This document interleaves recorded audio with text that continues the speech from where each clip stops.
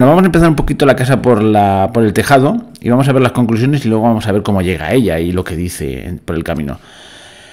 En el Washington Press Club aseguró: la heterosexualidad rígida es una perversión de la naturaleza. Ahí es nada. En la época decir eso era mucho, ¿eh?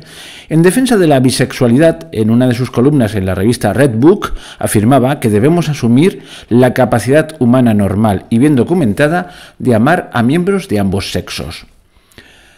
En una famosa conferencia de 1974 declaró que los miembros de una sociedad ideal serían homosexuales en la juventud y en la ancianidad, pero heterosexuales durante la vida adulta.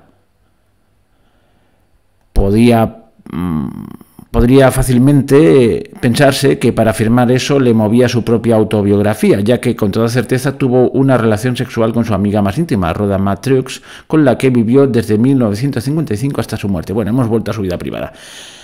Pero vamos a ver lo que dijo y vamos a ver un párrafo de alguna de sus obras y que nos lo hará entender mejor. Vamos aquí con el libro abierto y vamos a la cita. Dice: Mead describía a Samoa como un paraíso sexual, libre de todas las opresivas restricciones que lastraban a Occidente. Y aquí abrimos comillas y citamos a la autora. ¿En qué libro? Concretamente en el Adolescencia y cultura en Samoa. El amor romántico, tal y como se da en nuestra civilización, inseparablemente unido a las ideas de la monogamia, la exclusividad, los celos y la fidelidad absoluta, no tienen lugar en Samoa. Cerramos comillas. Para los samoanos, en contraste con lo que sucede en Occidente, y vuelvo a abrir comillas, las relaciones sexuales ocasionales no generan ninguna obligación de compromiso. Cerramos comillas. Debido a la ausencia de especialización de los sentimientos y particularmente de los sentimientos sexuales. Cerramos comillas otra vez. Todo esto son citas de ese libro de Adolescencia y cultura en Samoa. Esos felices nativos, según Mead, estaban por consiguiente libres de todos los efectos negativos del sexo por la vía de la monogamia, el funesto error de Occidente, debido al cristianismo. Curioso, ¿eh? Ella, que era una ferviente episcopaliana. Los samoanos, declaraba Mead, no necesitaban aplicar el concepto de perversión a la práctica sexual. Así eliminan de la existencia todo un campo de posibilidades de neurosis. El onanismo, la homosexualidad, las formas estadísticamente infrecuentes de actividad heterosexual no están ni prohibidas ni institucionalizadas. Todo esto lo dice en el libro, ¿eh? No he dicho lo de abrir comillas, en tanto que aceptaban un abanico mucho más amplio de prácticas sexuales. La frigidez y la impotencia psíquica no tienen lugar. Siempre pueden ajustarse de forma satisfactoria en el matrimonio. El paraíso, sin ninguna restricción. Ya veis, qué bien, ¿no? Pero en esta bella novela rosa, bueno, sí, de amor auténtico y fortuito, romántico, había un malvado oponente. Según Mead, en Samoa los únicos disidentes respecto a esa sexualidad libre eran los misioneros cristianos, cómo no, cuya oposición es tan vana que sus protestas se convierten en irrelevantes. Bueno, pues hasta aquí unas cuantas citas, pero vamos a por otra. La descripción de el amor bajo las palmeras en Tahití. Así decía: a medida que el amanecer empieza a cernirse sobre los suaves tejados de color marrón, con las gentiles palmeras erguidas contra un brillante mar incoloro, los amantes vuelven a casa después de sus encuentros más allá de las palmeras o al abrigo de sus canoas varadas en la playa, para que la luz encuentre a cada durmiente en su lugar.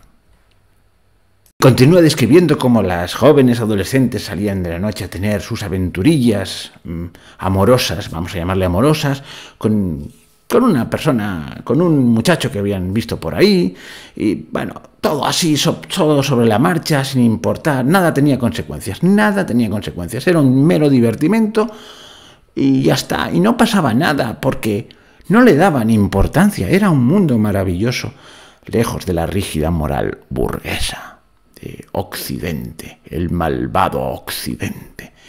Pero, hay un pero.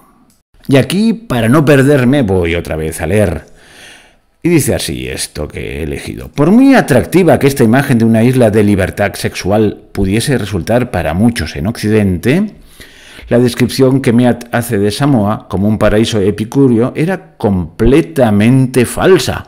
¿Cómo? Pero ya había estado ahí. Pero estuvo muy poquito tiempo, ya os lo adelanto, para llegar a tantas conclusiones, y desde luego nunca llegó, eso ya os lo digo yo, a comprender bien el idioma samoano. Vamos, era una guiri, una turista que observaba, en fin. En realidad, los samoanos, tanto antes como después de la cristianización, eran mucho más severos en lo moral que los pueblos de Occidente. De este modo, la obra capital de Mead se revela sospechosamente como una especie de justificación de sus propias creencias y prácticas sexuales, proyectadas sobre los pobres samoanos. Lo que es más importante, la inmediata e inmensa popularidad y prestigio de su adolescencia y cultura en Samoa solo puede explicarse por la predisposición del público a principios del siglo XX a escuchar buenas noticias del descubrimiento de un paraíso sexual liberado de las cargas morales del cristianismo. Vale, es así, pero ¿quién lo demostró? Pues vamos a ver, no fue hasta 1983 cuando Derek Freeman exploró el mito de Mead en su obra, está en inglés, a ver lo que hago, Margaret Mead and Samoa, The Making of Anthropological Myth. Margaret Mead y Samoa, creación y caída de un mito de la antropología. Esta es la traducción a la lengua de Cervantes. Aunque buena parte del mundo académico se ha negado a reconocer lo dañadas que quedaron las conclusiones de Mead tras el análisis de Freeman, porque claro, una vez has construido toda una teoría y un modo de vida en torno a una teoría, pues es muy difícil echarse atrás, ¿no? Freeman, antropólogo y profesor de la Escuela de Investigación de Estudios del Pacífico y de Asia en el Instituto de Estudios Avanzados de la Universidad Nacional Australiana durante 40 años, demostró que prácticamente todas las afirmaciones hechas por Mead en su libro eran completamente falsas o estaban gravemente distorsionadas. A diferencia de Mead, que ni siquiera hablaba samoano cuando llegó a la isla para su investigación en 1925 y que permaneció allí durante solo 9 meses, Freeman ha dedicado casi medio siglo a sus investigaciones sobre Samoa y conoce su cultura y su lengua de arriba a abajo.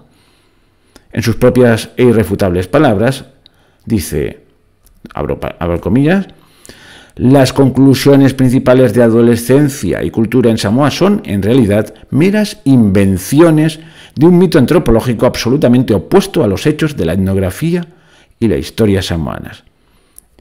Y continúo porque esto vale la pena. En primer lugar, las afirmaciones de Mead, según las cuales los samoanos no prestan apenas atención a la religión y que todos los contactos con lo sobrenatural eran accidentes triviales y no institucionalizados, contradecían directamente la verdadera naturaleza fervientemente religiosa de los samoanos, tanto antes como después de la cristianización. Mientras que Mead describía a los samoanos como seres tan dedicados al placer que no tenían espacio para los dioses, lo suyo era el placer, no. En verdad, según Freeman, los samoanos precristianos eran devotos politeístas, que tenían creencias y ritos religiosos muy complejos y elaborados, y que después de ser convertidos por los misioneros a mediados del siglo XIX, se hicieron casi fanáticos en su práctica y observancia del cristianismo. Bueno, aparte hablan de no continúo porque habla Freeman del aprecio que tenían por la virginidad, etcétera, etcétera, etcétera, tanto antes del cristianismo como después.